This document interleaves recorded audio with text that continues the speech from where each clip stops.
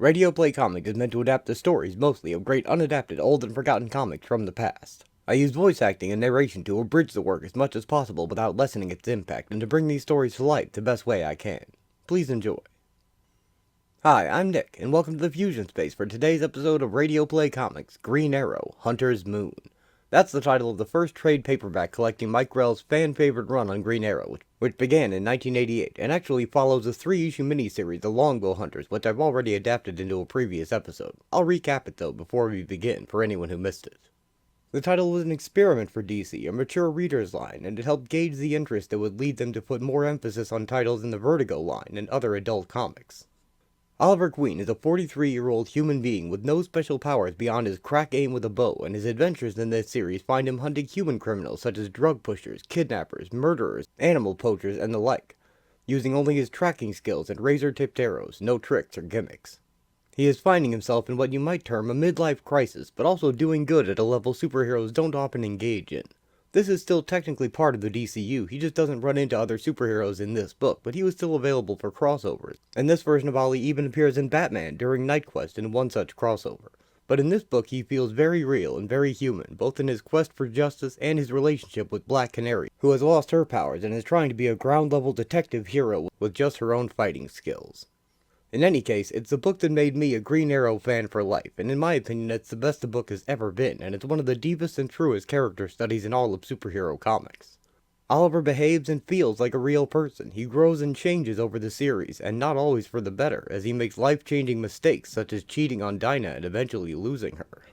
This is just the first part of a longer story that runs for about 80 issues or so before Green Arrow was called back to the main DCU by the editor and reintegrated under a new writer, only to then be killed off and replaced by his newly found son, Connor Hawke. And that chapter I've adapted as well as the episode Where Angels Fear to Tread, The Death of Green Arrow. I hope this episode will give you a feeling of what the main book is like, and hopefully you'll see why it is so beloved by Green Arrow fans of many generations. Now, let's begin.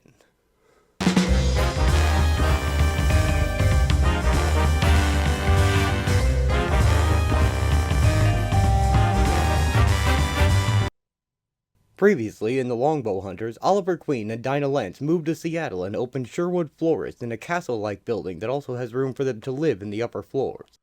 Oliver investigates a series of killings done with a Japanese bow and arrow, leading eventually to the world-class archer Shado, trained by the Yakuza and acting on a revenge plot to pay back the men who robbed and dishonored her father. Meanwhile, Dinah follows up with a young girl who crashed through their shop window to the drug pushers who got her in such a state, only to end up being kidnapped by the men, the same gang running drugs that Shado is taking apart at the top, and she is brutally tortured. Oliver, until then unwilling to kill due to his accidentally taking a life before, leading to his entering a monastery, finally finds a reason to kill with intent, and he murders the man who tortured Dinah before rescuing her. She is deeply traumatized by the event. As a superhero, she's never been so helpless, and she will deal with the effects for some time to come in this book. Oliver would also undergo a similar experience later on, and as he helps her through her PTSD, she will also help him through his. Partially this may have been so the book does not frame women as being any more helpless victims than men can be, and it was a progressive way to cover the subject at the time. But I digress. In the end, Oliver and Shado teamed up to stop the drug ring, and she got her revenge, and Oliver ended up with a duffel bag full of government money the CIA is using in a supposed sting operation that may have just been regular old dirty dealing. In any case, the Fed didn't want it, and it was untraceable, so that day Oliver got a big raise. This serves to answer any questions of how he's making money while just being a hero in the ongoing series, which we'll move on to now. They called it a hunter's moon. Silver light stirs an ancient part of your soul, a dim, half-forgotten dream of what we all were. Pulse quickening in anticipation, you prowl the moonlit forest, taking a small step backward to a simpler, sweeter, more savage time. The quarry has changed, but the hunt is the same. 3 well-dressed people stroll through a park. It's going to be one hell of a night. Thugs with weapons jump out and accost them. Come on, mama. Let's see what you got in the purse. Don't be no hero, man. It ain't worth getting cut up. For someone. An arrow sticks in one thug's wooden pole. Hunter's Moon. Green Arrow steps into the moonlight. Stay out of this, man, or you get cut good. Yeah, buzz off, Peter Pan. More like Tinkerbell. He fires an arrow in between the advancing thugs into a tree, startling them, and their intended victims run away. You know, just when I start to think there's hope for mankind, I run into guys like you, and my faith in human nature is restored. Ollie retrieves his arrow from the dropped staff. Ollie swings the pole into one thug's chin and trips it. Then quick turns to poleaxe another in the stomach before he can bring his own weapon down. He catches the thug's chain with the pole and jabs him in the neck with it. The last thug stands frightened and stock still, and Ollie hits him in the crotch with the staff, ending the fight. Thanks for the exercise, boys.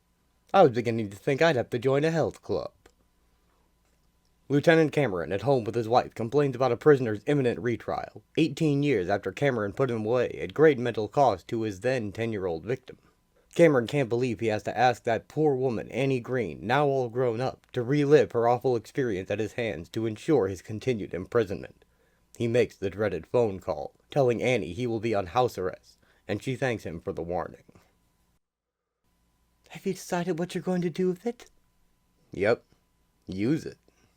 I don't like it. It's dirty money. Wrong. This is laundered money from the Iran-Contra scam. What was I supposed to do? Leave it on the mountain? The CIA sure as hell isn't going to step forward to claim it. Anyway, it can do a lot of good. Hey, kid, what do you say to a cold bottle of wine and a nice hot bath? Okay. Oliver draws Dinah a bath. He holds 2 glasses in his hand. She looks nervous, tears in her eyes. She shrinks away from his touch. I'm sorry, Oliver. Please, try to understand. It's not you. It's just... I do understand, Dinah. We have a problem. Not you. We. It started right after you got out of the hospital. And it's all because of... Oliver, please. I don't want to talk about it. You're going to have to if you're ever going to get rid of it. It's not just your problem. It's ours. We can face it together. And we can beat it together. I love you, Oliver. And I want to make love to you. Sometimes so much my body aches. But when you put your hands on me, I feel like I want to run. Then I think it's time we got some serious help. I think you're right. We're outside the Oregon State Correctional Facility. Al Muncy, heir to the Muncy Brewery empire and suspected torture killer of at least 7 Seattle area children, is being released after serving 18 years in prison on other charges. Muncy, now 47, was due to be transferred to a Washington prison to begin serving 2 consecutive 20-year terms, on charges stemming from the brutal torture of a 10-year-old girl in 1969. However, lawyers for Muncy have won a retrial, and today Al Muncy walks free on a $3 million bond. Muncy was charged with the torture and slaying of 7 children between 1965 to 1969, but was convicted only of assault charges. Mr. Muncy, how does it feel to be temporarily out of jail? Well, that's a pretty silly question. Naturally, it feels great to be out. And I don't think it's going to be so temporary. I've maintained my innocence throughout this long ordeal, and I'm confident of an acquittal this time. In releasing Muncy, Judge Rachel Scrum set rigid terms for his bond. He will remain under the strictest conditions of house arrest, confined exclusively to the Muncy estate adjacent to the brewery, where his family made their fortune. A fortune inherited by Al Muncy at the death of his parents while he was still in prison. A fortune that will now go for the defense of the man some people have called a monster. Lieutenant Cameron directs his men. I want a 24-hour net on this guy, so tight a mosquito will have to show ID before it gets through. Nobody leaves that house under any circumstances without proper authorization. And I want a tap on the phones. I want surveillance around the clock. If Muncy breaks wind, I want to know what he had for lunch. Annie Green, now a counselor for trauma victims, guides Dinah through a hypnosis session. Where are you now? Dark. Warehouse. Dirty. What's dirty? Dirty floor. Dirty clothes. Dirty bastards. Tell me what they did to you. Nothing much. They put you in the hospital. It's part of the job. You didn't mind the beating? I minded it a lot. I'm not into pain. Dinah sees the grinning face of her tormentor. It's one thing to face a man who wants to kill you. It's quite another if he doesn't want you to die. She sees the arrow pierce his heart. Oliver! What is it? Oh, God, Oliver, it was all because of me. He did it for me. Oliver looks concerned, sorry he has any part in her trauma. You've experienced pain before, but there was something different this time. Yes, the helplessness of not being able to fight back. He enjoyed it, like sex. What happened? Oliver, what's happening? Oliver carries her out of the burning building. All gone. Who's gone? Bad man. Oliver made him go away. Listen to me. When you wake up, you will remember everything. But there will be no more hurt, no more guilt. What happened was not your fault. And now you're walking back up the stairway into the light. Annie Green blows out her candle. Dinah takes Ollie's hand. Thank you for your help, Doctor. I'll have Maria set up an appointment for next week. Perhaps next time you and I should have a talk, Mr. Queen. I'll deal with it myself. You're going to have to. Sooner or later. After they leave her office, Annie checks her mail, and upon opening an envelope, she runs out of the office in fear. Unwanted memories return to her, and as she reaches a bridge, Ollie finds her there. Lose something? Only for a moment. Are you all right? I really don't know, Mr. Queen. You helped us. Maybe I can help you. I'm not so sure anyone can. Give me a chance. It's what I do. Honest, I'm in the book, under good guys. Are you still a good guy? I don't know. Maybe we'll find out. When I was 10, I came to Seattle to live with my sister. My dad was out of work, and my mom was in the hospital for an operation. I grew up in a little town in Pennsylvania, and I remember the first time I saw the lights of the city at night. I didn't know much about the city then, just that you had to be careful of traffic and strangers. I thought the Space Needle looked like the biggest Christmas tree I ever saw. We only lived a few blocks from my school, and one day, instead of waiting for my sister to pick me up after work, I decided to walk home and save her the trouble. I never made it. Young Annie is taken by a man with a hand over her mouth. He took me to an old building and locked me in a high room where no one could see or hear me. That night, he came back. I heard the doorknob turn, and I knew. I had this really pretty dress that my mother made for me before she went in the hospital. It had buttons from my old teddy bear.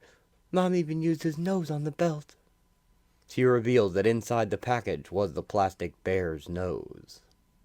It went on, night after night, waiting for him to open that door. And every night, it got worse. Sometimes I'd lie real still and pretend I was someplace else.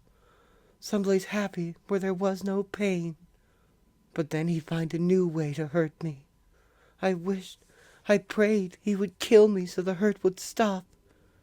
But he wouldn't let it end. Annie calls to some kids playing in the alley beneath her window.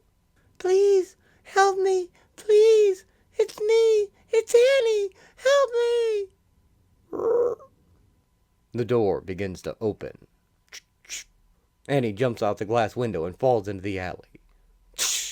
Ah! Do you know what it's like to wake up every night of your life screaming? Later, Green Arrow confronts Al Muncie. How did you get in here? It wasn't hard. I could put a shaft through your heart any time I want. What do you want? Stay away from Annie Green. Just like that? No verbal fencing, no snappy patter, straight from the gut. I like that. Do you have any idea how boring it can be to have to wade through endless crap to get to the heart of the conversation? If you'd talked to as many psychiatrists as I have, you'd appreciate directness. Even coming from a guy dressed as weird as you. That's what I like about kids. They're direct. A kid will look at you and tell you the truth about yourself, whether you want to hear it or not. I didn't do it, you know. I don't know why she said I did. Then who sent her this? I'm not a stupid man. Why would I risk exposure now that I won a retrial? Or hasn't it occurred to you that the man responsible for all this horror may have gone underground only to resurface now that I've been released? What better way to point the finger at me once and for all? Look at them out there, scurrying about like toy soldiers. They think they have me locked in. Don't they know the difference? Don't they realize? Finally, after 18 years, it is I who have them locked out. After 18 years in a cage, the prospect of another 20 can't be very pleasant. I think a desperate man might risk killing the only witness who can keep him locked up, even knowing he could die trying. Oliver aims his bow at Al Muncy, Who moves away in fear. He shoots an arrow through a candle's flame, plunging the room into darkness. That's the only warning shot you get. He leaves through the window. The police turn their lights on Ollie. "Hold it! Freeze!" Hello, Lieutenant. Christ, how the hell did you get in there? It was easy. Your people are watching for someone coming out, not going in. What are you doing here? This was delivered to Dr. Green's office today. If you look close, you'll see the stamp hasn't been canceled. It was delivered in person. Oh my God! We had a net on this place every second! Well, he got out somehow, and he'll do it again. When he does, I'll be waiting. Dinah waits with Annie inside. He's out there somewhere. I can feel it. He's coming. Don't be afraid. He's not the only one out there. While Green Arrow keeps watch in a tree outside. They call it a hunter's moon. A man in camouflage leaps over Annie's wall and makes his way to her balcony window. As he climbs up to it, Oliver speaks. I told you once, you had your warning shot. He goes for a gun in his pocket. Ollie lets his arrow fly. He fires wild as the arrow strikes him in the heart. The intruder falls into the bushes. Are you all right? Get back inside. I found my arrow. There's no trace of blood. Ollie holds the arrow with its bent tip. And no trace of him. It's going to be a hell of a night.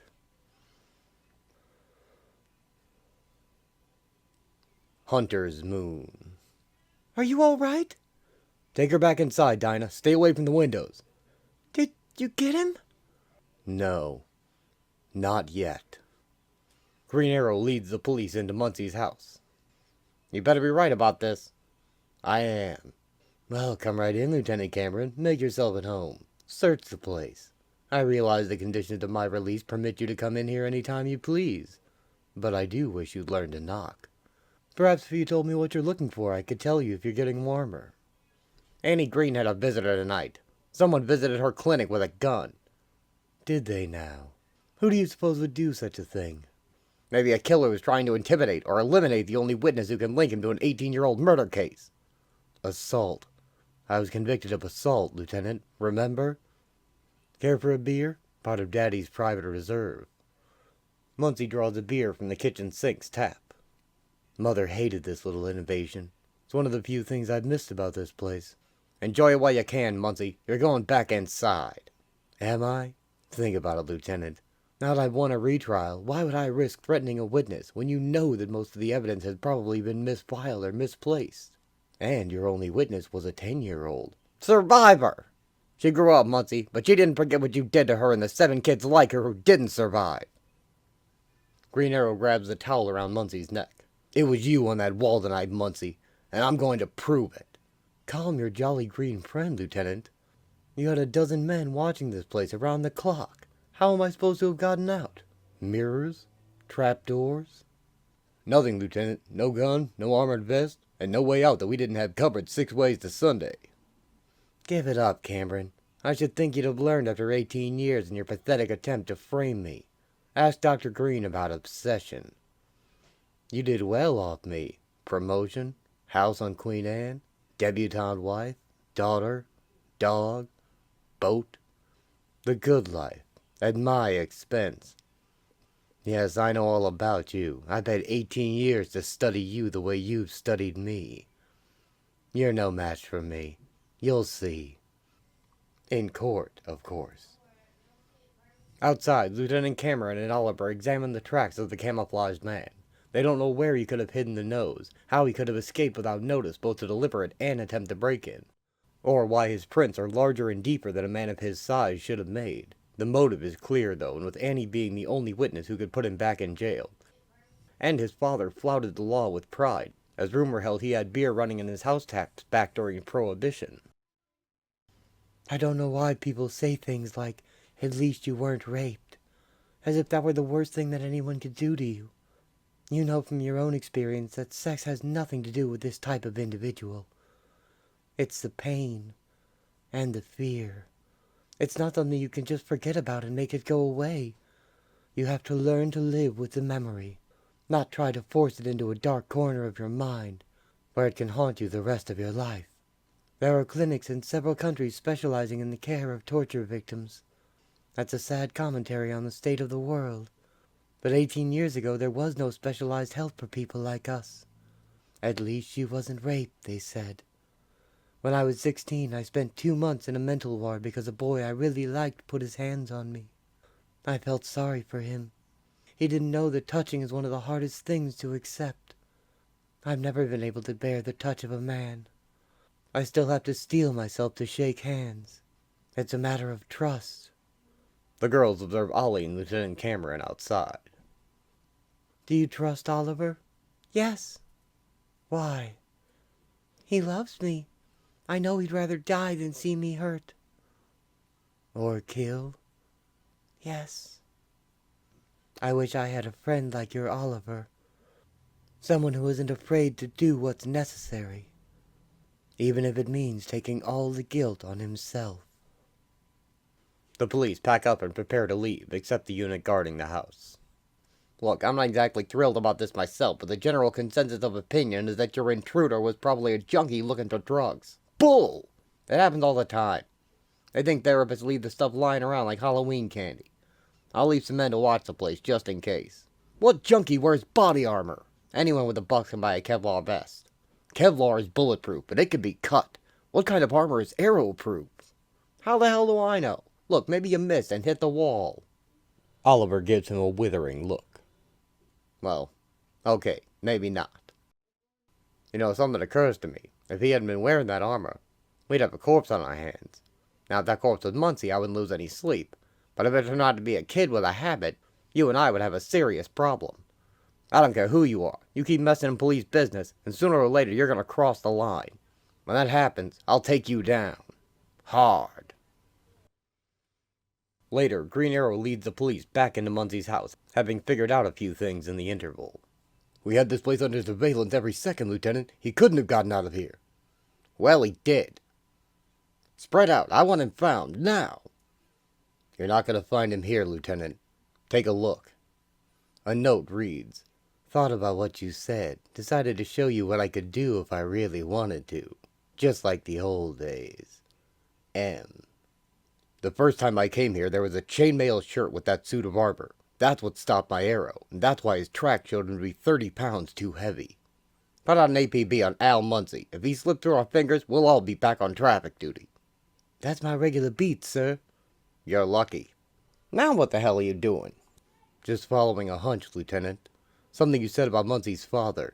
He was involved in illegal booze during Prohibition, but he was never caught because the cops could never prove anything. Green Arrow tests the kitchen tap. Daddy's private reserve. The stories were true. The old man did have beer coming out of the taps in his house. No kegs under the sink, but I'll give you 3 guesses where that pipeline runs. So, well, you just solved the bootlegging crime that the statute of limitations expired on 50 years ago. But that doesn't tell us squat about how Muncie got out of here. Muncie already told us that, Lieutenant. He did it with mirrors. Ollie moves a small mirror on the wall and pulls a hidden lever. And trapdoors. A trapdoor opens in the kitchen floor. They descend the stairs. A shaft! It must go down several stories. Do you have a light? Yeah, here. Cameron hands Ollie a lighter. There's the beer line, and there's where it goes. He points to a dark tunnel. The old man must have used this place to hide bootleg hooch. No wonder he was never caught. and this is where his son hid the evidence of his crimes for 18 years. This is how he was able to come and go despite the police guard outside. You better get back to the clinic and warn Dr. Green. He's got nothing to lose now. He'll try for her at the first opportunity. I'm going to stay on his trail, see where this goes. I suppose you're gonna track him? That's what I do. Green Arrow makes his way through the long, dark, and cobweb tunnel with his blazing torch, bow in hand. Along the way, he finds a box with bloody clothing and finds the bear dress with the nose missing. At the end of the tunnel, the passageway opens into a brewery. Oliver turns a large wheel, and beer begins spilling onto the floor. He moves on, up the elevator. I've got men all over the grounds. This time we'll get him. Police with dogs search the yard, coming up empty. He'll come, sooner or later. He can't resist the challenge. Me against him. Just like the old days, he said. Oh my God. He knows you've got him cold. All that's left for him is the challenge, to beat you on your own ground. Don't you see? He's going to do it just to prove he's better than you. Just like the old days. He's going after a child. Lieutenant Cameron's daughter's room stands empty, the window open. Oh, Jesus. My daughter's missing. I know where he'll take her. The girl's parents, Dinah and Annie, rush to the scene of her imprisonment. Just like the old days. Are you sure? This is where he always took his victims, remember? They find Al Muncie holding the young girl hostage with a pistol to her head. Well, well, this has turned out to be quite a reunion. Daddy! Lisa! Drop the gun, Cameron, or I'll kill her. Cameron drops his gun. I'll do anything you say, Muncie. Just let her go. Actually, I sort of plan on killing her anyway, but I think I'll do you first. As soon as Muncie aims the gun at Lieutenant Cameron, an arrow pierces his wrist and he drops the gun. Ah! The girl runs to her parents as Muncie grabs his wounded arm. Annie grabs the gun and aims it at Muncie. Annie, no! Don't you see? He's going to keep doing it until someone... She fires again and again, but missing him every time. Stops him! Once and for all! She holds the gun inches from his face and pulls the trigger. The hammer clicks. Muncie kicks her and runs for it. Yeah! Don't let that son of a bitch get away! He won't. Green Arrow chases after him. He follows the blood trail to Muncie's car as it pulls out of an alley. Ollie jumps on the back and holds on to the spare tire holder. Nearing his mansion, Muncie sees him in the rearview mirror. He swerves the car into a post and knocks Ollie off. Muncie crashes through his own gate. He enters the brewery building. An arrow sticks in the door by his face. I knew you'd come here. A wounded animal usually returns to his lair. Muncie topples a stack of boxes and rushes into an elevator cage. My father wasn't a stupid man. There's another way out of the tunnel, and you'll never find it. By the time you find a way down here, I'll be gone. I don't think so. As the elevator descends, Muncie goes under and soon drowns in his own beer. Cheers. The next day, at the bridge, Ollie and Dinah find Annie. Come here often? Yes, to test myself. You see, if I know I can do it, I know I can escape if I have to. As long as I have the bridge, I have nothing to worry about. There's another way, you know. Another kind of bridge. But this kind is a lot scarier. It's between people. She takes Oliver's hand. Dinah happens to be aboard a bus when robbers hold it up. She slips out the window as they collect wallets and valuables from the passengers. She runs along the roof, and when the criminals exit, she swings down and kicks them. Narrowly dodging a knife and breaking the thug's arm. Get out of my way! The only way out of here is through me. I hope you're stupid enough to try. They say that in space, there is no politics, only the brotherhood of man. The summit of man's knowledge lies among the stars, there for all men to reach out and touch, led by the few courageous enough to challenge the vast sea of night. An unending vacuum. In space, no sound can be heard. In Earth orbit, a small space station suffers a terrible explosion, killing all the astronauts aboard. The champions. Ollie tweaks something in a toaster. Robin Hood, riding through the glen. Robin Hood, with his band of men. He sets the toaster in front of a target. Feared by the bad, loved by the good. Draw! The toaster pops a disc into the air. Ping! After it leaves the toaster, Ollie aims and fires an arrow at it. Robin Hood, Robin Hood. The arrow sticks through the center of both targets. I think I prefer my toast served on a plate. Or are you working on a new butter arrow? No thanks. I think I'll just stick with the basics from now on. Dinah stands in the doorway, bruised and scraped. My God! Dinah, are you all right? As the saying goes, you should see the other guys. And yes, Oliver, for the first time in a very long time, I am all right. I now realize that this is what I've been afraid of all along. That when the moment came, I wouldn't be able to fight back. And you know what? When it happened, I didn't even think about it. I just moved. God, it felt good to be me again. Are you sure you're all right? You're trembling. Well, there is something I've been thinking about all the way home. Dinah kisses him, and he kisses her back. They begin removing each other's clothes as they make their way to their bed. Are you sure? Dinah pulls Ollie onto the bed after her. I love you, Oliver. I'm sure. Mission Control tracks the space station. Nothing ventured, nothing gained. Isn't that the way it goes? There's always a risk. They knew it. Maybe it's worth it. That last bit of knowledge, the final key to understanding. Maybe. Burning in the atmosphere, it falls towards the Earth. Miss Lance? Yes, Mr. Queen? I think we've achieved a major breakthrough. What do you think? I think I can forgive the pun. Just barely. I think Dr. Green will be pleased. I know I am. Okay, I had that coming. Truce. I think I'd better be the one to tell her, though. Coming from you, it'll sound too much like bragging. Thank you for being patient. The space station streaks down through the clouds. Oliver, look! A falling star. I've never seen one that bright. Make a wish. He takes her in his arms. Granted. The station explodes somewhere over the tree-lined horizon.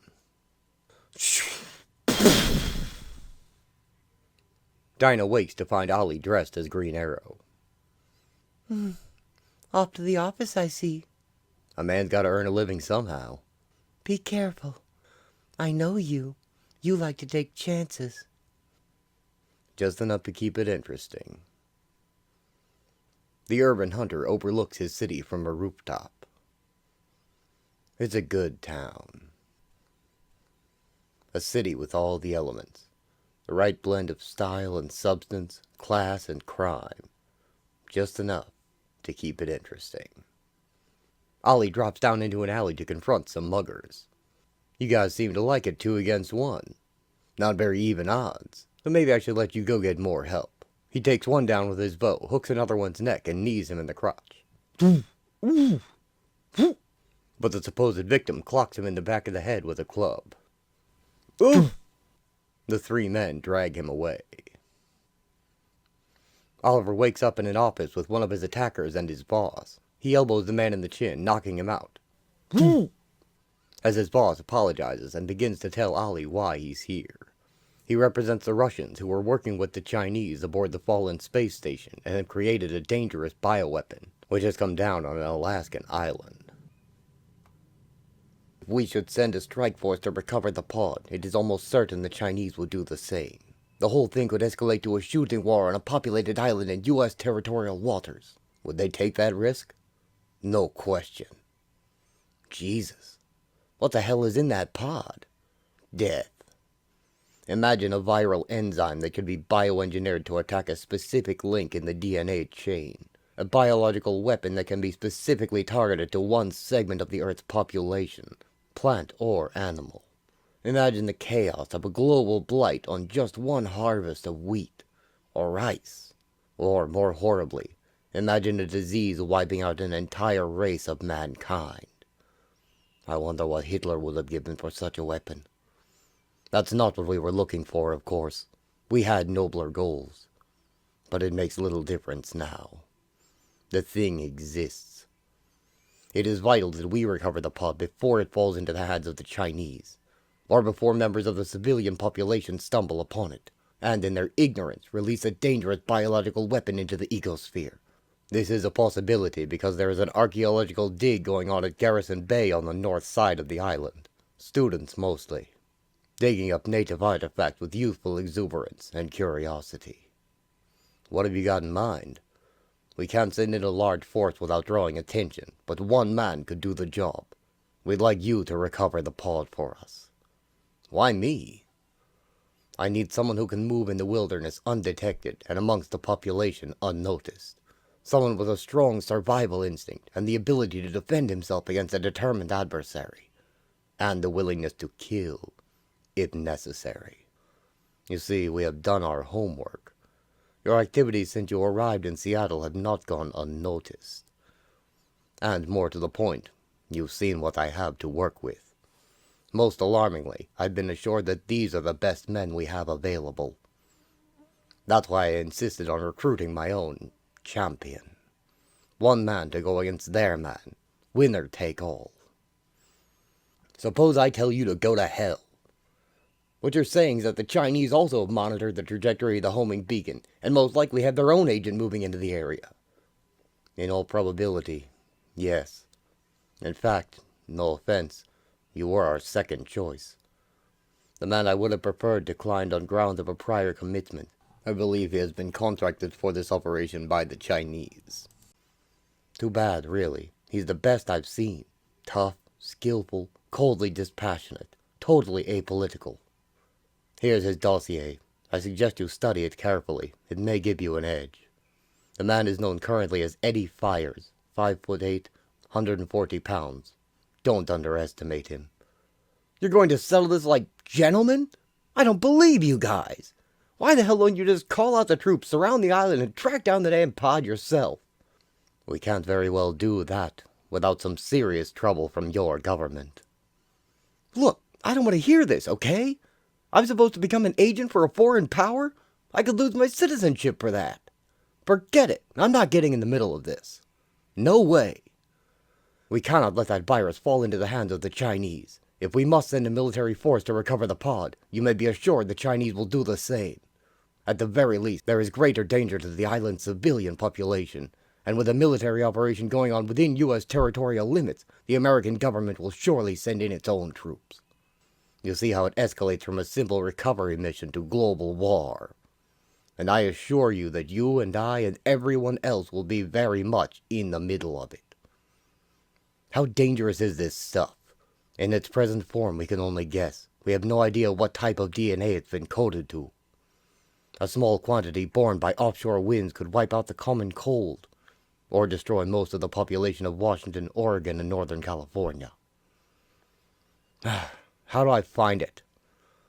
If you get within 100 meters, you can pick it up with a small directional Geiger counter. It's radioactive. Oh, swell. It's radioactive.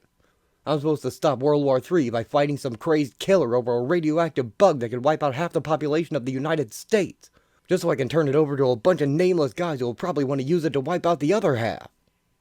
Can you see the humor here?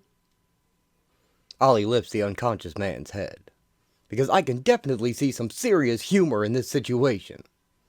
He drops it. Toom. Ah! Is that a no, then? No, damn it. It's a yes. Oliver Queen travels to the island on a ferry.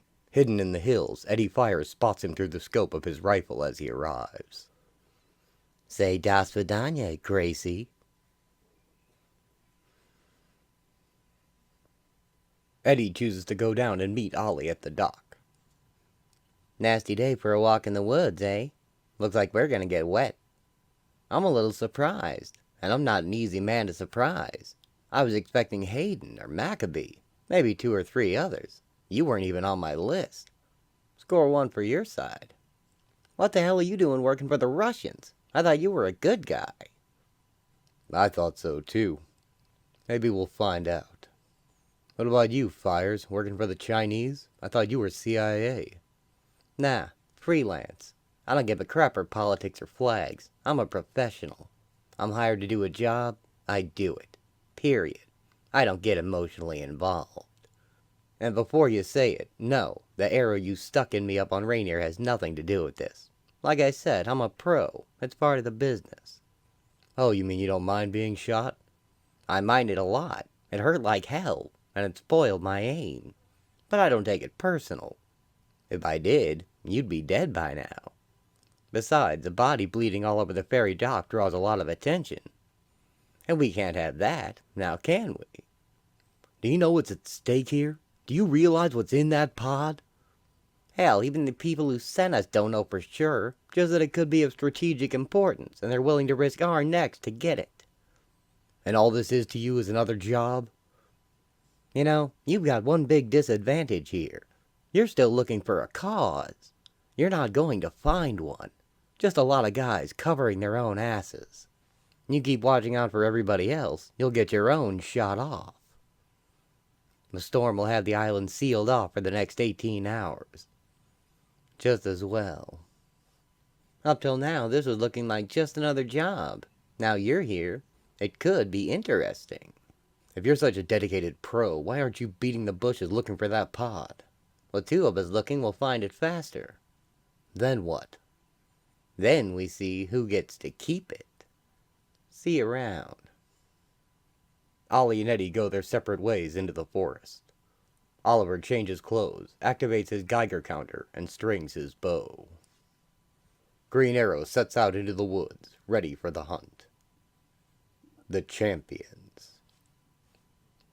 Ollie starts by tracking Eddie's footprints, his own soft-soled boots leaving less of a trail. He checks the Geiger counter, unaware that Eddie has fooled him with the doubled-back trail and is now following him. Oliver continues tracking the false trail. Eddie watches him trigger a tripwire, which fires a dart into Ollie's leg. Ah! I figured you'd try and keep an eye on me. Just a little something to slow you down. He pulls the dart free. Green Arrow binds his wound and travels on as it begins to snow. The storm is just beginning. The counter keeps him going in the right direction, but his leg is bleeding badly as the snow deepens. He finds a small cabin with light in the windows and smoke in the chimney. Inside, a young woman tends a kettle as Oliver stumbles in through her door.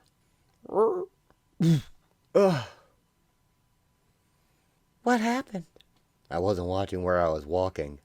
You should see a doctor, but until this storm passes, no one will be leaving the island. You've done a pretty good job. 2 years of pre-med doesn't make me an MD. I'd rather dig up old bones than chop new ones. Then you're looking in the right place. Oh, I don't know. You've got the nicest tush I've seen on a fossil in a long time. Yeah, fossil. Right. You're not going back out there. You pop your stitches, you could bleed to death. Not to mention the danger of infection. You're already running a fever. Do you want to lose that leg? What's your name? Kira. I know who you are. I've read about you in the newspapers. Are you alone here? Until the storm passes. Everyone else went down to Seattle for the weekend. Ollie finishes getting dressed. You're not leaving. I've got to. Death. Maybe for me if I go. Maybe for a lot of people if I stay. Whatever it is you're looking for, how do you expect to find it in this storm? With this. It's supposed to beep if I get within. 10 meters of... Beep! Oliver sees a metal canister among the artifacts that have been found and cleaned with a special acid by the archaeology students. Jesus, where did you... Never mind, it's not important. I've got to get it out of here before someone else homes in on it. You didn't open it, did you? No, I was waiting for... Wait a minute. I saved your life, damn it. I think I deserve some sort of explanation. What the hell is in that thing that you're willing to risk your life on it? I'm not sure. Neither are the people who want it. But they're willing to go to war for it. It's part of a biological experiment conducted on board a joint Soviet-Chinese space mission. Something went wrong. The spacecraft blew up on re-entry. I was sent to retrieve the pod. Sent by whom? Whose side are you on? I don't know. What the hell am I supposed to do with this? Know what you're looking at? An accident. They mixed a little of this and a little of that and fumbled and stumbled on it up there in space. Let me see if I get this right. A viral enzyme, ever so slightly radioactive, can be coded to attack a specific link in the DNA chain. A programmable germ. It can search out and destroy a single cell, or an organism, or a plant, or a species. Now the Russians want it, and the Chinese want it. The Americans, Canadians, French, English, and Lower Slavovians don't know about it, or you can bet your ass they'd want it too. Problem is, if they send in the troops to grab it, Uncle Sam is going to get pissed and a shooting war in our laps. So they pick two champions to slug it out. Winner take all. Button. What are you going to do now? How the hell do I know? He's got an advantage, you know. He's not bothered by conscience. He does his job. Bang, you're dead. Simple. What would you do? A bullet shatters the window. Get down! They both dive to the floor as another shot is fired. Kill that light! Kira switches off the lights. What are you doing? Where are you? Do you have anything flammable? Take your pick. Light gas, kerosene, naphtha. And a bottle. Green Arrow makes a Molotov cocktail with kerosene, a jar, and a rag. How's your pitching arm? What? I want you to throw this toward the woodpile about 20 feet in the air, then get ready to run like hell for the woods. Don't look at the flame. Close your eyes tight after you throw. If this works, it'll screw up his night vision long enough for us to make a break. A bullet smashes through the door. Ready? No, but let's do it anyway. Oliver rushes out the door with the canister. Kira throws the lit jar high into the air. The gunman tracks it. Ollie fires his arrow and the jar bursts into flames. Doom.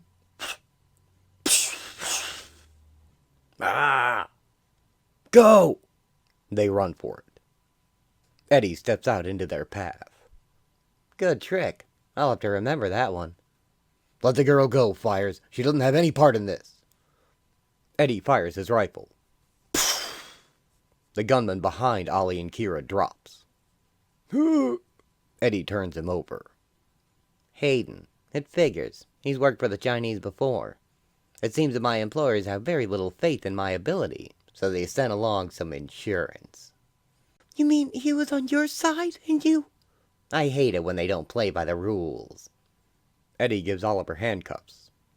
Tie the girl up. I wouldn't want her wandering off with the pod while you and I settled this. That's what it's all about, isn't it?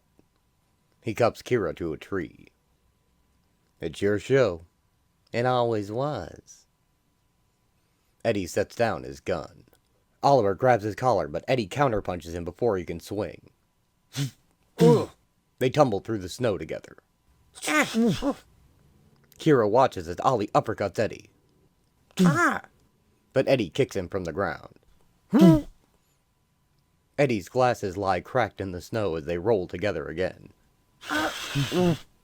Eddie chokes Ollie with his forearm.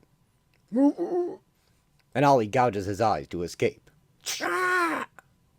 They rise again, and Eddie punches Ollie's jaw with a rock in his hand and kicks his wounded thigh.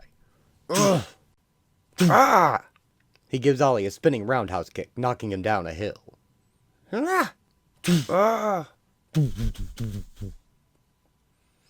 Eddie returns to Kira and picks up his glasses and the canister.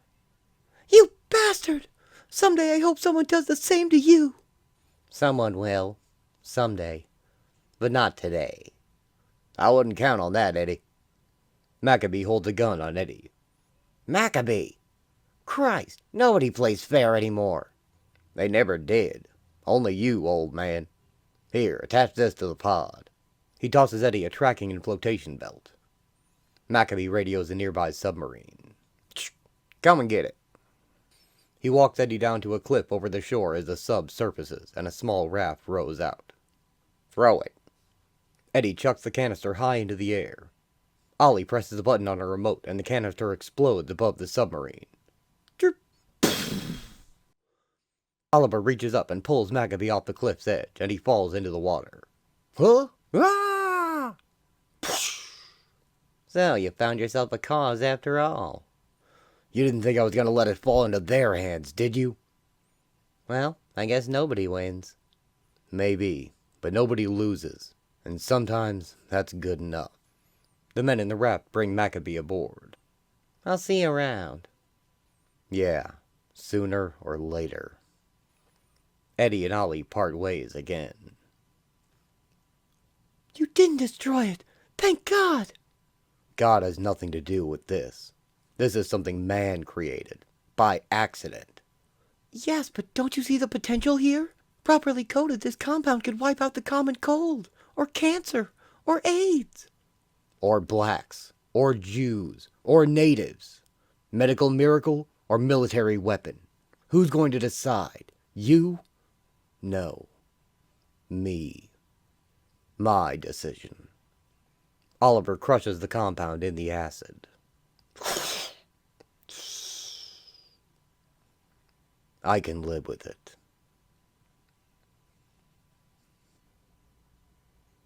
Two well-dressed men walk together down Seattle's Main Street, past throngs of people. In Seattle, like New York, Broadway comes alive at night. People want to be where the action is, and the action is on the street. A gang of thugs takes notice of them. Ollie and a young black teenager carry boxes through the florist shop. Slow down. You're making me look bad. Miss Ladd said she wanted this stuff stored away.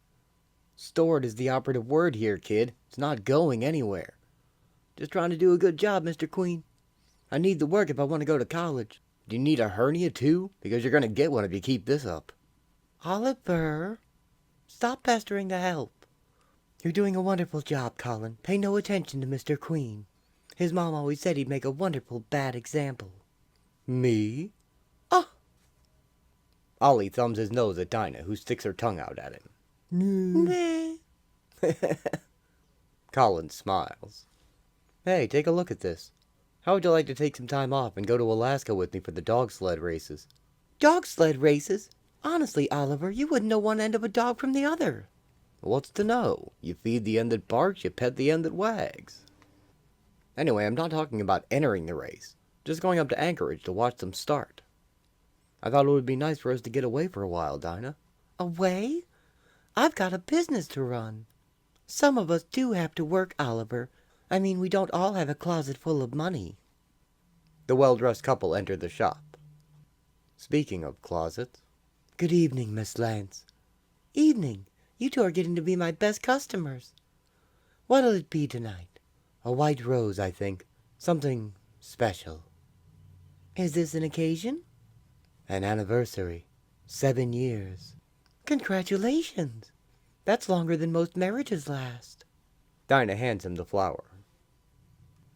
The couple continue their evening stroll, cherishing the flower and each other, past a liquor and a video store. They break away from the main crowd and head down a park lane. Suddenly, and absolutely without provocation, they are brutally attacked by a thug with a wrench. Blood sprays in the blond man's face as he screams in shock and horror. Later, the police investigate the scene of the crime, collecting evidence from around the two inert bodies, which lie in a large pool of blood. The evidence is reviewed back at the station. Gauntlet. The photograph of the victims is shown to Ollie and Dinah. One's dead, One's in Swedish hospital. Critical. We found the rose in the register receipt from your shop and hoped you had seen something last night.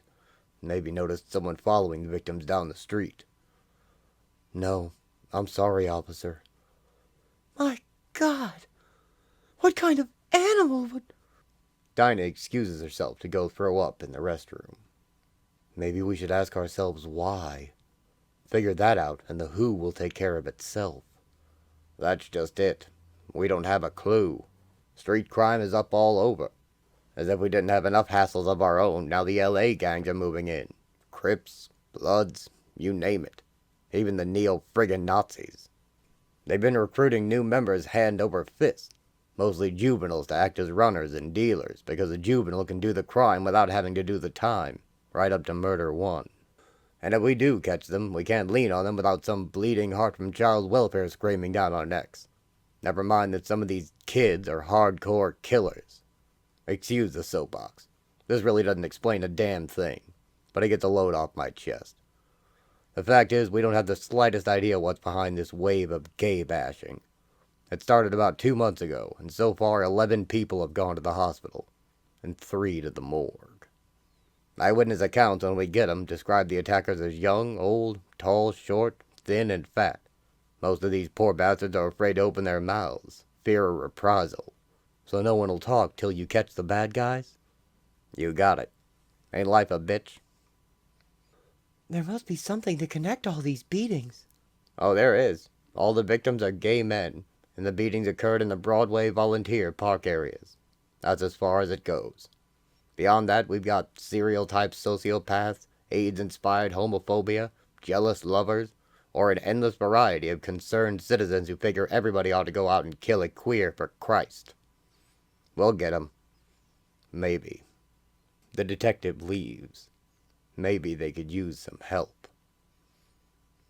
Colin tells Dinah he has to quit working at the shop as he has been beaten by a street gang. He tells her they're too many and too strong to fight back. He says it wasn't a random attack. The bruises covering his body were part of his initiation. He's been drafted. They get about a dozen guys together, and they make you run the gauntlet. You can run, you can fight, but it don't make any difference. They got you outnumbered, and they don't stop until they got you beat. So you know that no matter what anybody else ever does to you, they can do you worse. They got little kids running drugs, 13-year-old girls selling themselves on the street, and now they got me.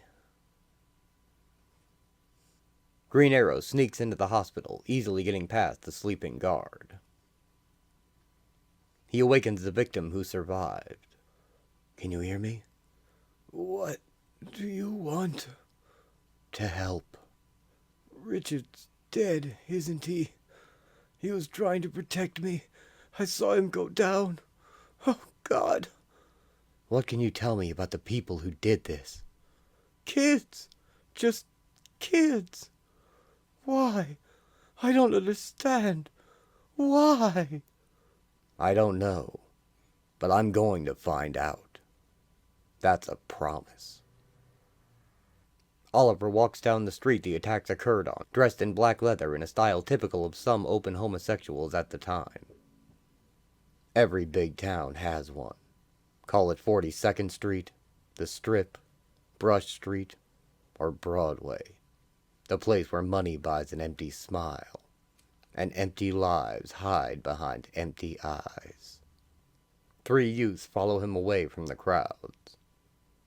Oliver walks down the same park lane the couple was attacked on. He notices a gang of young punks moving to meet him wearing gang colors. Oliver runs as they chase him, brandishing their clubs. He is tackled to the ground, but fights back, springing up with an elbow into a punk's chin, stopping his attack. He flips the thug over and slugs him. Ollie punches out another young punk, and the last one runs. He trips him, but as he turns the third one over, he speaks. No, please don't. Colin! Oh, Jesus. Please don't hit me, Mr. Queen.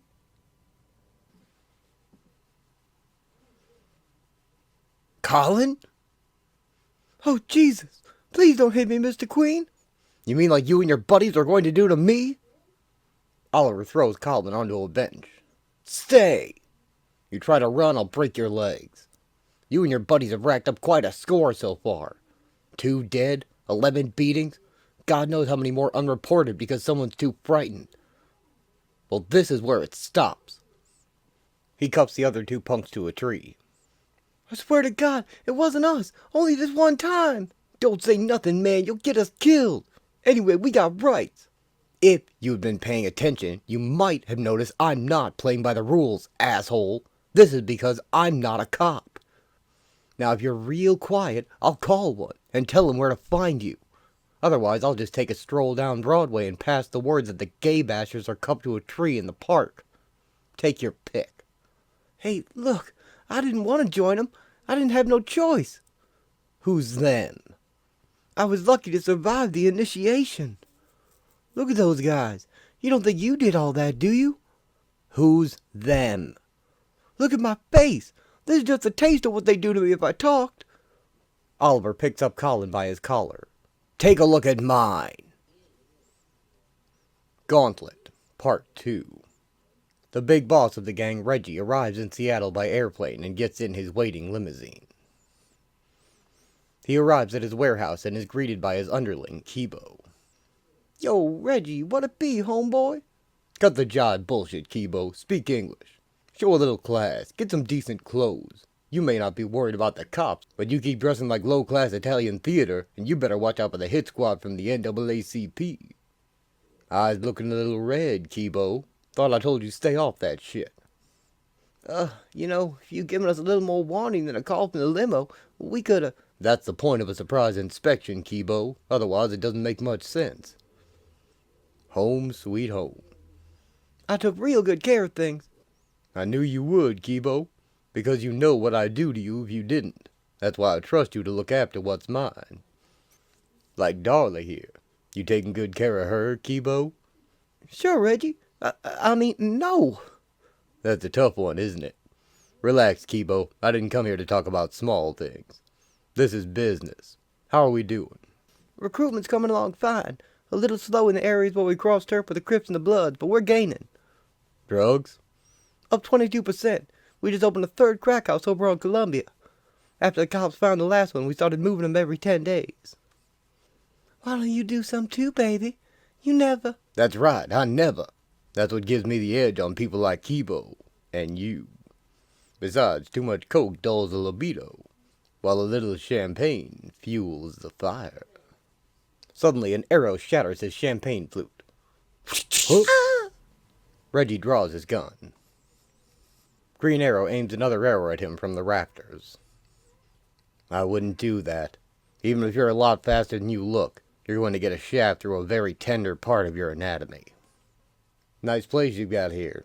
I hope you're enjoying it, because in a real short time you're going to have to trade it for a room at the Crossbar Hotel. Who the hell are you? Oliver jumps down. Oh yeah, I know. You're the dead guy. Think so?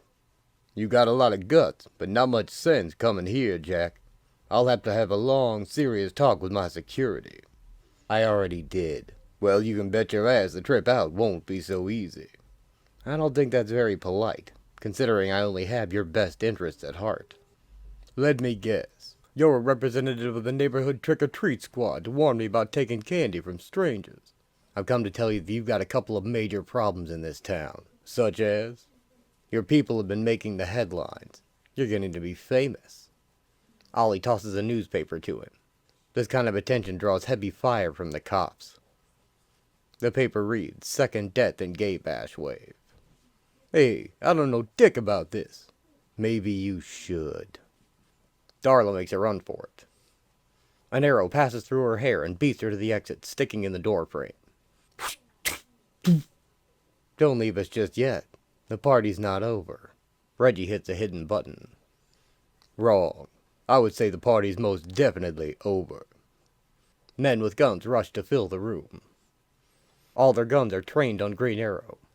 I think that depends on whether you can outrun an arrow. Because if one of these guys so much as twitches, you're going to get a chance to try. I can do him, Reggie. Let me do it. Go ahead. But you better ask yourself what happens when this goon blows my brains out. The beautiful thing about an arrow is all you have to do is let go. Back off! That's better. Now, I came here to talk, but first I want to see a nice big pile of guns on the floor. Do what he says. The guns are quickly placed on the floor. I thought you'd see it my way. You want to talk? Talk. But remember, you ain't out of here yet. I know. In fact, there's probably at least one of these guys who'd be willing to risk your life to get to me. Say, somebody like Kibo there. What the hell you saying, man? Reggie, I never... Shut up, Kibo. I know you never. You haven't got the brains. Maybe not. But he's the one that's going to have everyone from the cops to the Gay Activist Alliance screaming for your blood. What's he talking about, Kibo? I don't know, man. I swear. Was this your idea? Well, yeah, man. But it was nothing. An initiation thing, you know? I mean, hey, it was like in the 70s, you know, in Chicago. The D-Mile thing where you had to waste a white guy to join the club, you know? So I figure, like, hey, who's gonna miss a few queers? Reggie angrily crumples the newspaper. A thing like this generates a great deal of bad publicity, Kibo. Like I said, you never were very bright. You had another reason, Kibo. Hey, who the hell is this guy anyway? He come in here talking? A personal reason. I did a little checking and found out some interesting things about a Keith Bowman who did time in the state pen, where he was gang raped twice before they moved him to an isolated cell. I think you ought to ask yourself, what kind of organization do you have if one mindless idiot can use it for a personal vendetta? You're supposed to be the leader. Well, I think you're going to get dirty on this one. Well, let me tell you something about Kibo here. See, he's a weaselly little scumbag, and a stupid one at that. But he's a war hog, and blood is blood. And that counts for something. For what? Respect. Now, it took some serious balls to come here, but you haven't earned the right to be heard the way every other man here has. Even Kibo. You got to earn respect, and there ain't but one way to do that. If you got the guts. Green Arrow lowers his bow. You're on. 10 men stand in rings beside a lane drawn on the ground as Oliver prepares to run their gauntlet. Here's how it works. You stay between the lines, they stay in their circles. All you have to do is get from there to here. As he steps in, nunchucks crack over his back. Ollie is slugged and hit with clubs as he fights his way from man to man. Taking a bat away from one and using it on another. Give me that thing, Sonny.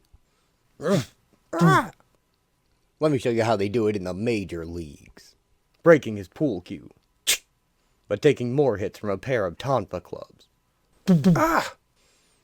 Staggering the final few feet, taking more heavy hits and kicked with none to give back now, Oliver crawls across the finish line, leaving a trail of blood on the floor.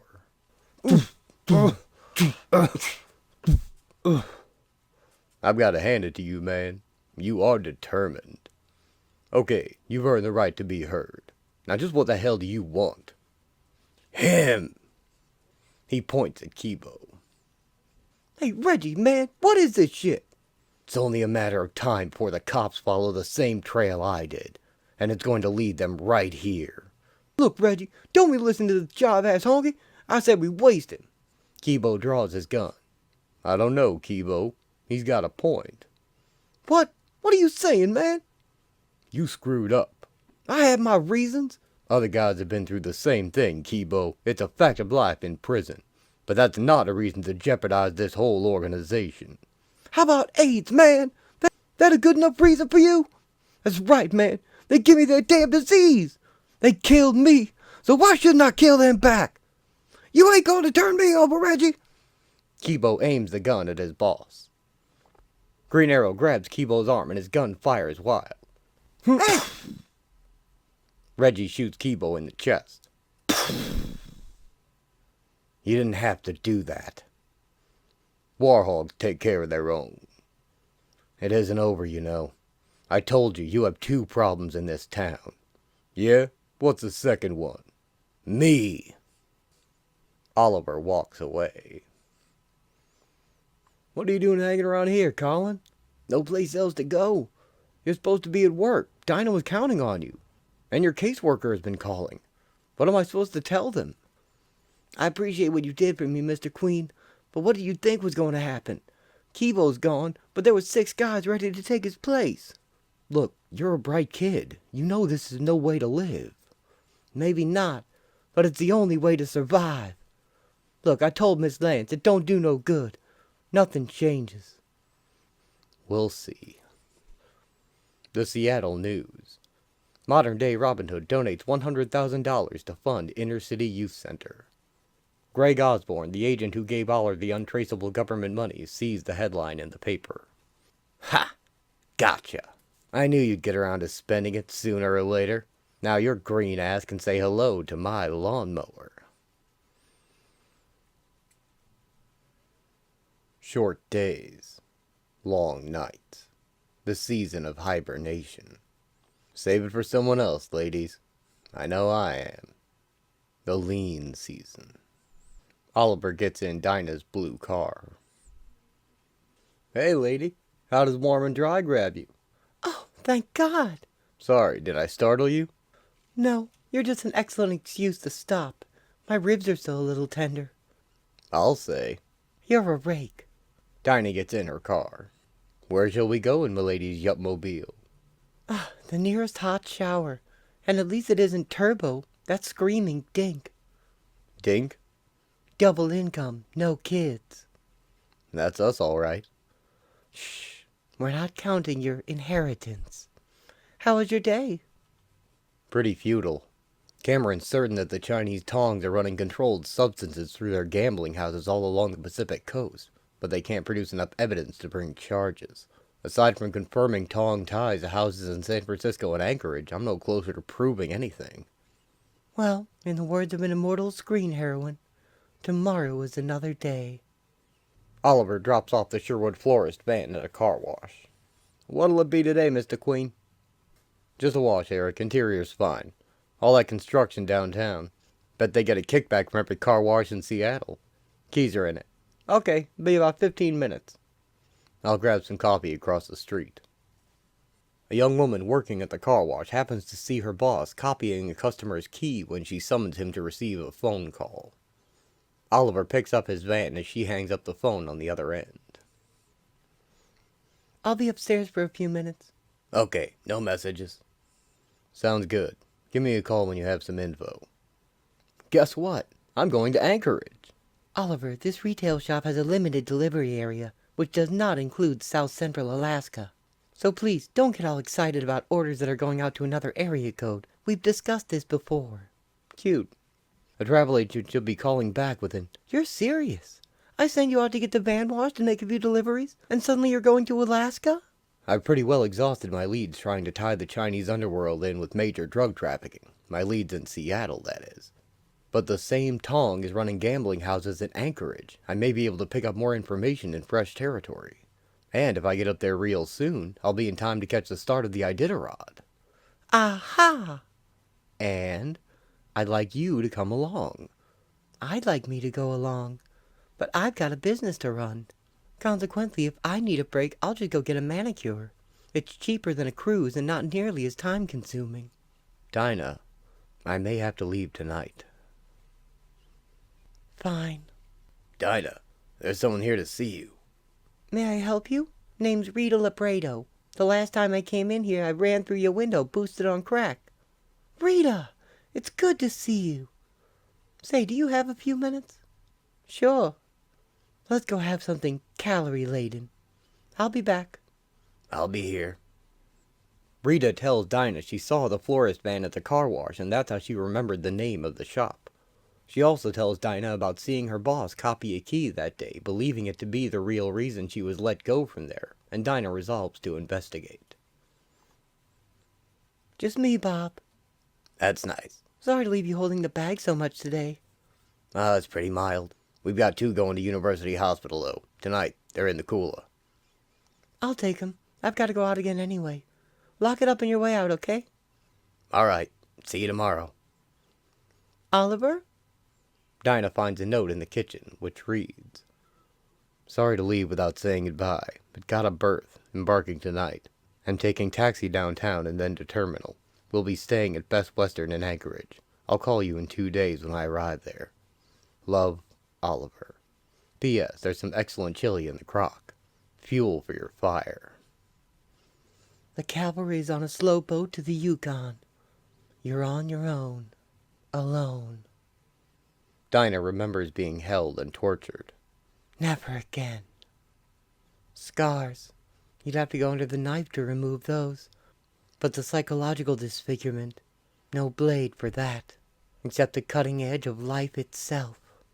Dinah dresses in black leather, her new version of a costume, more suited to blend in. Otherwise, you remain a cheerless bird in a gilded cage. Truly, a black canary. She loads the flower order into the van. Dinah goes to the car wash and tails Rita's boss from there to the ferry, leaving behind the van and getting in a cab along the way. Wait, I'll just be a minute. Where will this ferry be putting in? Ketchikan, Sitka, Juneau, final port, Anchorage. Leaves in 20 minutes. Thanks. Take me back. When she returns home, however, she sees that her blue car has been stolen. Oh, no. Once inside, she calls the police. Yes, I need to report a stolen vehicle. Going to Alaska, eh? Yep, headed to Anchorage to watch the start of the Iditarod dog sled race. Didn't think there was much fishing up there this time of year. Depends on what you use for bait. Oliver settles into his bunk on the ferry. Bored, bored, bored. 2 days with nothing to do. I wish Dinah had come. Now I know why honeymooners go on long cruises. Oh well, her choice. She'll be sorry she missed this. Feels great being on the high sea, watching the land passing by. Freedom. Wind in your face, rolling deck underfoot, headed for adventure. She'll be sorry she missed this. Oliver spots Dinah's car and figures she came to join him after all, but the passenger manifest lists no one by her name. Ollie flicks the car's lights on and reports it, and waits to see a man come and switch them off. He follows the man back to the public area and sees him rejoin his group. How long do we dock at Anchorage? 9 hours, sir. You've reached Sherwood Florist. We're open 8 a.m. to 6 p.m. Monday through Saturday, and Sundays 10 a.m. to 4 p.m. If you care to leave a message, please do so at the sound of the tone. Beep. It's me. In case you're wondering, your car has been stolen, and it's on its way to Anchorage. Think I'll tag along and see where it winds up. And you didn't think this was going to be any fun. Ollie changes into Green Arrow. An hour till we dock. It'll be a cold wait. But they'll be in for a little surprise when they get to their showroom. I'll have to buy Dinah a new spare, but I'll be cramped enough in here as it is. When he removes the spare, he sees bags of white powder. Well, well, look what we have here. This is going to be more fun than I thought.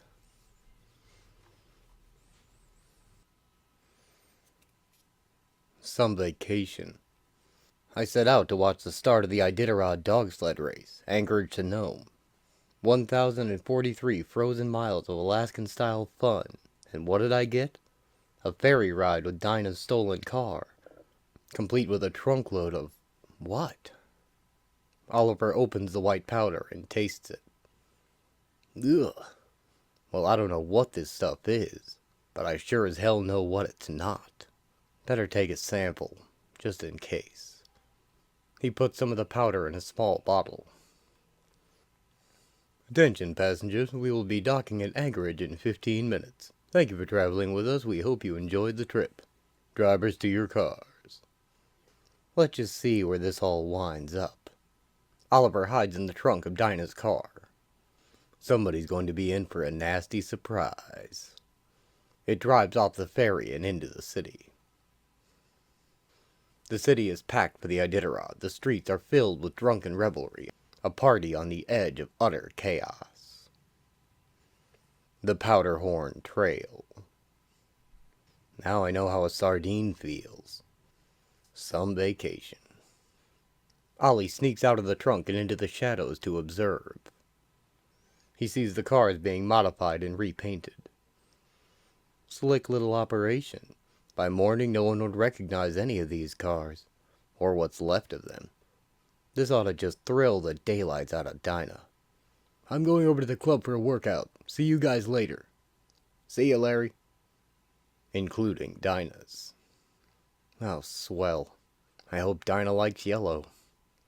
He leaves the chop shop, following the car thief and the white powder. Green Arrow slides down the snowy roof and flips down into an alley.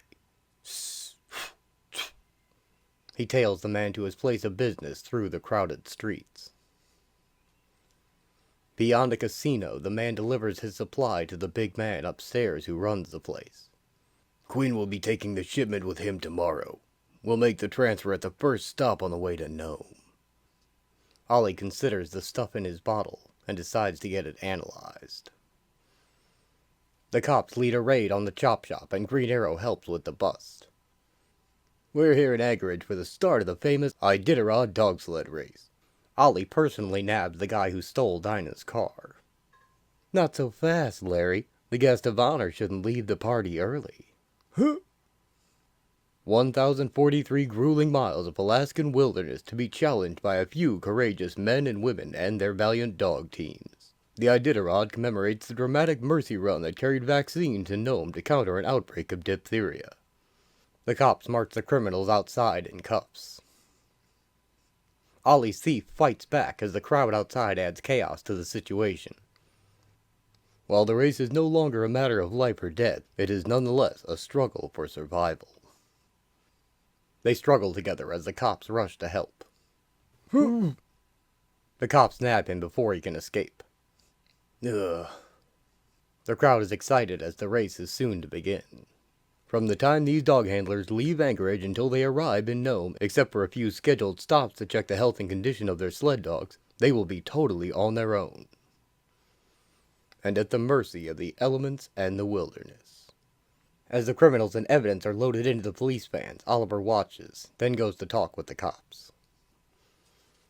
Looks like a dry hole. A lot of small fish, but nothing much worthwhile. The Seattle PD says they've got a talkative perp out of that car wash raid. Sweet operation. The customer leaves the key to his car, they make a dupe, and then pick it up about an hour before the ferry sails. The car is usually on its way to Anchorage before the owner even knows it's gone. Now this Tong thing, that's a cutie. The Tong infiltrated the car ring to use it as a pipeline to channel their goods to the gambling houses and bordellos in Alaska. That's a great setup. If a shipment is intercepted by the cops, the car ring gets hung out to dry, while the Tong can't be connected. What we really want are the Tong leaders. This is to catch them with the goods. I heard them say a guy named Quinn is taking a big load to Nome today. They're making a transfer at his first stopover, wherever that is. We'll stake out every highway, airstrip, and bus terminal between Anchorage and Nome. Nice thing about being in an isolated state, they can't get out. Thanks for the tip. Enjoy your vacation. What's left of it. Oliver prepares to watch the start of the Iditarod dog sled race. Some vacation. No sleep. Freeze my buns off all night. Missed most of the start of the race. And now I've got to explain the yellow car to Noticing Quinn's name on the sign, he realizes that this may be how the first part of the smuggling operation was to be accomplished. The smuggler rides his dogs hard, wanting to make the drop point before the cops figure anything out. Ha!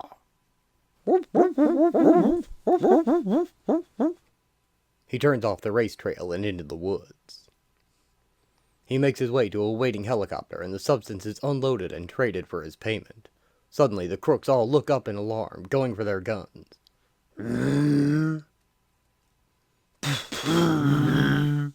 Green Arrow rides one of 3 snowmobiles, which jump over the ridge to confront the smugglers. U.S. Customs officers, halt! He fires 5 arrows into the chopper's windshield before the snowmobile lands. He races around behind them as the cops move in. Oliver drives his snowmobile right into the path of oncoming bullets, leaping off to sock the gunman and take him down. We meet at last, Mr. Wang. I knew I'd catch you dirty sooner or later. It's amazing that men who can't function anyway will grab onto anything they think will give them power. A lot like you. You're under arrest for smuggling an illegal substance. Powdered rhinoceros horn. A reputed aphrodisiac. And high-priced export. The cops pack the smugglers up and prepare to leave. Wait a minute. What about the dogs? No room. We'll have to send someone back for them.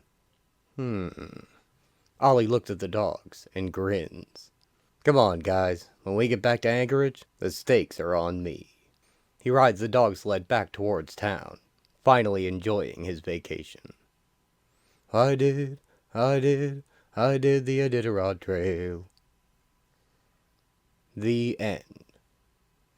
Well, I certainly hope you've enjoyed this little slice of Oliver's life. I do plan to come back to this and make it a series, adapting more of the run. After a time, though. I don't know how far I'll go or when, but this is a long-time favorite series for me. It's the comic that made me a Green Arrow fan for life. Oliver's personality is infectious and appealing to people of all walks of life and all ages, I think. But it's especially close to my heart now that I'm nearing the age Oliver was in these pages, and I understand his perspective even better now than when I was 13. In the next story, Shado, who made her first appearance in the Longbow Hunters, returns, needing Oliver's help to deal with the Yakuza, and he does what he can to help her. Dinah is somewhat jealous of the bond they share over something so simple as a stick and string, but she knows she has to let Oliver be himself and follow his own path, even if it ends up being a path to ruin. For now, you can still enjoy the other episodes in the Green Arrow playlist, as they all feature this version of Oliver in one form or another. For though largely separate from the DCU, he did participate in events such as Zero Hour and the Green Lantern book, as well as appearing in Night Quest, all under other writers than Mike Grell, but they all sought to emulate the character he was shaping here. Well, that'll do it for this one, so take care out there, and as always, thanks for watching.